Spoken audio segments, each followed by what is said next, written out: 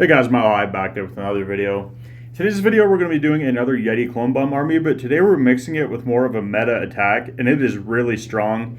We're going with the Yeti clone bomb into a normal Root Rider Valkyrie army, and let me say, this is probably the most powerful one, so if you guys are looking for a meta army to use in Legend League, this is probably the way to go. Some of the other ones are more fun, but this is definitely more powerful. So there's going to be an army link in the description if you guys want to copy this. You can change the equipments and pets or whatever to your likings. Without further ado, let's hop into the first attack.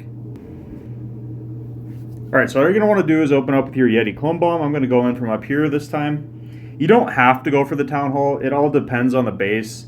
If going for the Town Hall gives you the most value, definitely go for the Town Hall. But if there's not a lot of value around the Town Hall, you can go into more stacked cores, like say there's a really heavy core with fire spitters and stuff like that. You can go for that instead, but as you see here, everything's kind of stacked up with the Town Hall, so I'm definitely going to go for the Town Hall on this one. Just clone all your Yetis in, rage them up next to the Town Hall. We're going to get at least one ricochet cannon. We got a fire spitter, we got the Town Hall, and we actually destroyed that invis tower, which is nice because we don't have to deal with that later.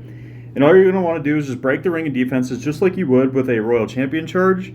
So now we're just going to use our queen with her giant arrow and the siege barracks to funnel at the bottom side, and the funnel's already set at the top side from our Yeti bomb. So then we're just going to spam everything else in the middle. You can use the ice column either with your main army or down in front of your queen and siege barracks. It's kind of base dependent as well. If you have to drop your queen into a lot of damage, definitely drop that ice golem down first.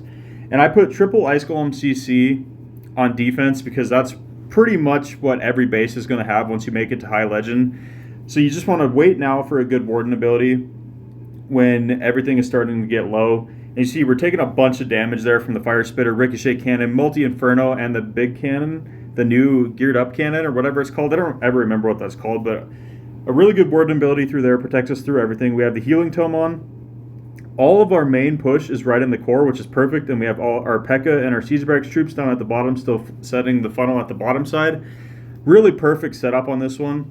And see here, our healers all went down to air bomb, basically a bait there. There was like, what, 6 red air bombs right in that one spot. Just wrecked all of our healers, but at this point it doesn't matter because the base is pretty much gone. All 4 of our heroes are completely full health. Our apprentice warden's still alive. We still have a pekka alive from the siege barracks. I don't know why our Electro Titan is down there. I don't know what she was doing because she was sent with the main push. I don't know where she wandered off to. That was an absolutely crushing 3-star, so I'm going to go into another attack. Alright, on to the second attack. This is actually the base I've been running in Legend League, and it has been doing really well for me.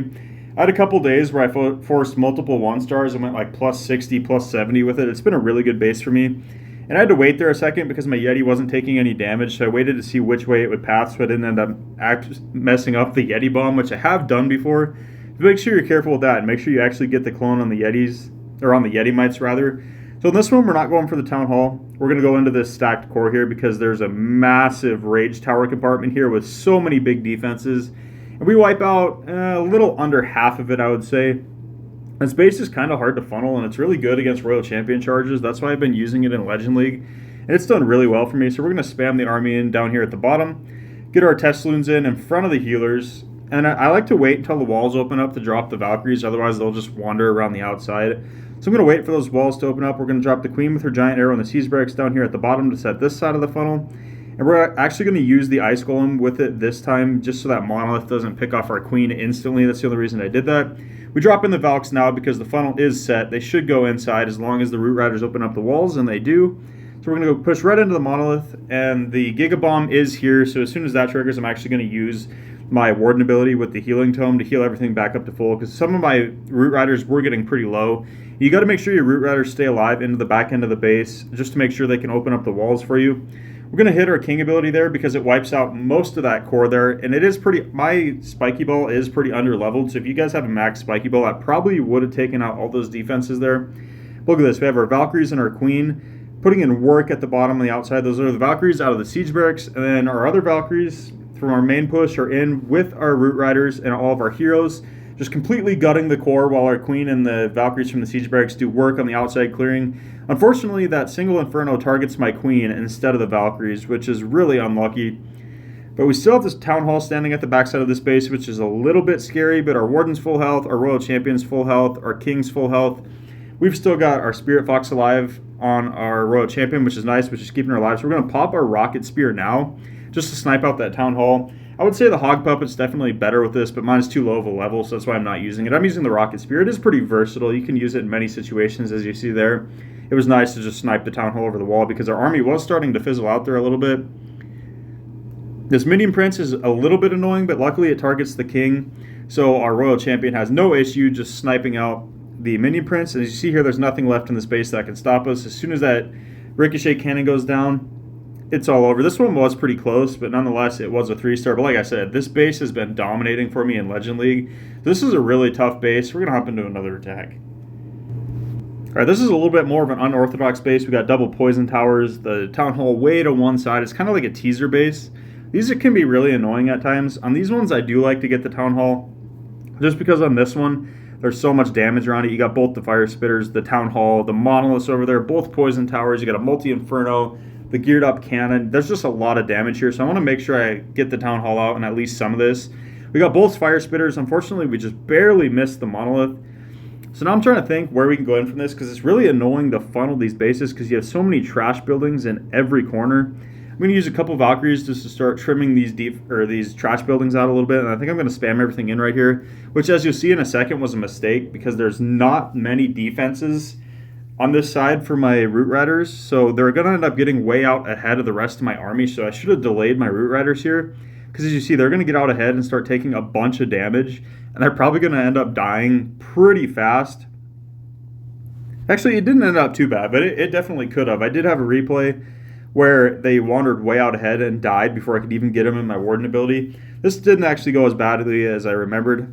They did get a little bit ahead, but they ended up catching up. The rest of my army did, which is nice because the Valkyries just shredded through. But as you see here, we get a nasty split. We have one Root Rider that wanders off, which pulls all my healers into the middle, which is just incredibly unlucky. We do have a Headhunter that snipes out the enemy Royal Champion, which was nice. But we got a nasty split on our troops there and almost lost our healers because of it. But look at that one Headhunter. Took out both heroes in the core there while that Electro Titan was tanking. That was really lucky. We see our main push with most of our Root Riders, except for the one that wandered off on his own for some reason, still alive. Our Queen and our Siege Barracks troops are putting in work at the top still, trimming this stuff out. But as you see, our Root Riders are going to wander out just because there's so much trash up there. The Valkyries couldn't get rid of it in time. But our healers putting in work, keeping our Root Riders alive, which is perfect because all your Root Riders are for is just to open the walls for your Valkyries and your heroes. The Valkyries are so fast, which synergizes really well with the Root Riders because they're just so slow. So as you see, we do have a lot of base up here still, or a lot of heavy defenses, but we did have our Spiky Ball, which took out the Tesla farm. Our King's going to snipe out that geared up cannon, and it ends up being not even close just because we still held on to our King's ability. So this base, again, was pretty well crushed. So I've got one more attack we're going to hop into, then that's going to be the end of the video, so I'll catch you guys in that one. All right, this is going to be the last one of the video. We got a Town Hall with dead space all the way around it. And if you guys play this right, you can actually get your Yeti Bomb deep into the base, as you'll see here. Just overlap your clones just a little bit like that so they can get the Yetis. And look at that. Our Yeti Mites are going to make it all the way to the Town Hall just from overlapping our clone spells. It can be a little risky. Make sure you don't drop them too far away, or sometimes you'll miss the clones because they'll start going a different direction to get out of their defenses and you just won't quite get them. So we're going to drop our Queen and Siege Barracks pretty early on this one. We're going to try to trim out this corner, and then we should have a nice path with the ring of defenses broken up here. We can just path in this U shape all the way around the base, which is what you're looking for with this. Just like a normal Root Rider attack, but instead of the Royal Champion charge, you're using the Yeti clone, which I would say the value's probably pretty similar, but it is so much easier to get the Town Hall with the Yeti clone bomb, and it is way faster. So you don't have to run into as many time fill issues, because the Yeti clone bomb's only taking like 15-20 seconds, whereas a Royal Champion charge, if you're using a lot of invisibility spells, could take a really long time, like 45 seconds to a minute. So this is just way more consistent on time, I would say. Our Valkyries are going to put in work down here at the bottom, take out the skeleton traps as well as all these trash buildings. Our King unfortunately wanders to the outside, but we do have most of our Root Riders still in the middle. And again, we don't have to go to the core at all on this one because we took it out instantly with our Yeti clone bomb. So we're chilling. We have that nice U shape around the base for everything to just path. And look, everything's grouped up together. This is exactly what you want. You want your Siege Barracks troops cleaning the outside while all your Root Riders and your heroes stay on the first layer of the walls or inside the base. And this one, with the core being done, you want them inside the first layer, obviously, because that's how the U shape works. That's the only thing that's left. So unfortunately, we have that one building over here that doesn't go down, but the E-Titan goes out there, wrecks that skeleton trap, and gets the building down. As you see, all of our heroes are still full health. We are into a fire spitter and a multi-inferno now, which is quite a bit of damage, but we have so much firepower left. We still have root riders left to open the walls. All of our heroes still up. Our E-Titan ended up going outside and started trimming the outside buildings, which is actually kind of nice because all of our siege barracks troops are dead now. We do have the enemy minion prince, but it's not going to be a big deal. Our royal champion and our queen should snipe him out in a hurry. And now it's nothing but cleanup at this point. Just trash buildings left. Again, we just melted through this base. So this is definitely a meta attack. I'm going to take it into Legend League tonight, so you'll probably see another video on this tomorrow in Legend League and how it works out for me. So let me know in the comments how this works for you. One tweak I would recommend making is maybe dropping... You could maybe drop the E-Titan and add some super wall breakers, or maybe even, I don't know, a Valkyrie or two, and bring one super wall break just to break in your siege barracks troops and your queen on the one side. That's the one change that I say you could make, but it's not necessary. Some bases it is nice, some bases it's not necessary. But let me know in the comments what the changes you guys would make. Let me know if it works out for you guys. Drop a like if you guys enjoyed, and I'll catch you guys next time.